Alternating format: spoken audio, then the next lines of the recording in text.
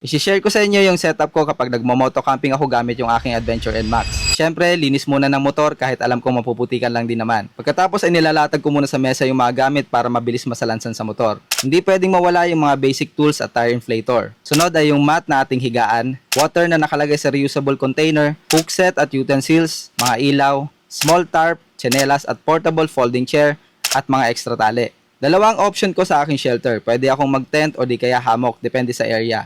Minsan ay dinadala ko din sila na sabay. At ito naman yung main bag ko. Dito nakalagay yung mga damit ko at iba pang mga gamit na hindi nakasya sa compartment. Pero bago ko ilagay yung mga gamit sa loob ay ginagamitan ko muna sila ng dry bag para 100% sure ako na hindi mababasa yung mga dala kong gamit. Although waterproof din naman yung main bag ko, pero para sure ay pinapasok ko muna siya sa dry bag. Dati ay plastic lang ang pinapambalot ko. Ang problema ay madaling masira at mabutas. Plus dagdag kalat pa sa bahay. Kaya naisipan ko na bumili ng mga dry bag para mas secure ang gamit ko in all weather conditions. Iba-iba yung mga sizes na to, depende sa paggagamitan. Dito sa gilid ko nilalagay yung aking tent. Tinatali ko lang sa aking DIY na bracket. Yung pole naman ay dito sa kabilang side. Dahil wala ng fairing sa likod ay ginawan ko lang ng hook para ma-utilize ko yung space sa gilid. Next ay yung main bag. Naka-quick release installation na ito sa aking likuran ng upuan para anytime ay may access ako sa aking gamit. Ganito yung basic setup ko kapag nagmo-moto camping ako.